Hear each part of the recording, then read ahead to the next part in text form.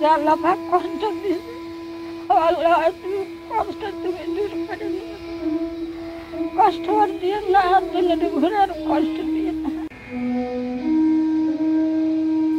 ঝুপড়ি ঘরে দুজন প্রতিবন্ধীকে লালন পালন করতে এ যেন জীবনের অগ্নি পরীক্ষা দিচ্ছেন ৮০ বছরের বৃদ্ধা জবেদা বেগম। দিন যায় অনাহারে অদ্যাহারে।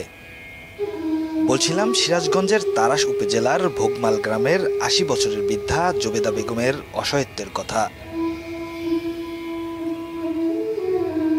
৮০-র দশকে স্বামী ওয়াহিদ আলী ছিলেন অনেক সয় সম্পত্তির মালিক। কালের বিবর্তনে এই সয় সম্পত্তি হারাতে থাকেন ওয়াহিদ আলী।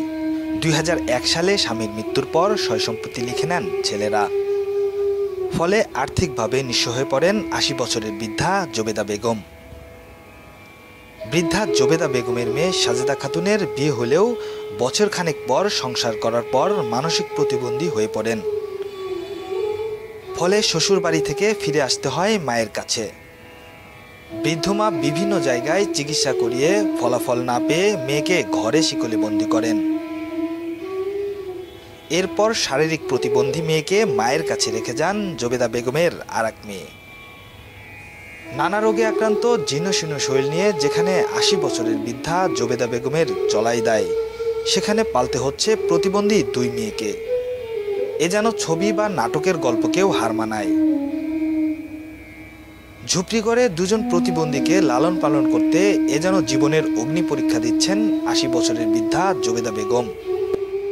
নিজের খাঁচাটা পড়ে আছে, এই খাঁচার দাম নাই, কষ্ট কি করব, যে আল্লাহ পাক কষ্ট দিয়েছে, আল্লাহ তুমি কষ্ট তুমি দূর করে নিও, কষ্ট আর দিয়ে না, দুনিয়াতে ঘুরে আর কষ্ট দিয়ে না। পানি দেওয়া নাগে, দুধের পানি তুলে পার না, দুধের পানি তুলে দুধ দেওয়ায় আমার কলের পানি তুলে দুধ তাই পারি না, গা হাঁচিয়ে যায়, কই কল খাইছে দুধ হয়, কাপড় ছুপুর সব দিয়ে দেয়, আবার খারাপ হয় সেবার না, এলা ধরি আমারও গা কাঁপে, থর থর করে গা কাঁপে, গা পাক দিয়ে পড়েছে। কি করবো ওই অবস্থায় উঠে পাগল সাপ করে মুখ করে সে ঘরখানার মধ্যে খাই, খাল বাসন কাটে হারি, আবার থাকি ঘরের মধ্যে পেশাব কাটা করে, কিন্তু সে ঘর করতে পারে না, এলো চা কারখানা বসবি, যুদ্ধ প্রতিবন্ধী সল ফালতি হাইফসে যায়, গা হাইফসে যায়, থাইকে থাইকে দুধে চিকুর আছে, কি করবি মেরে ভালো দিবে খাইয়ে, ওই অবস্থায় পাবি আমি মরে গেলি মানুষের টাইমে। দিন যায় অনাহারে অদ্যাহারে।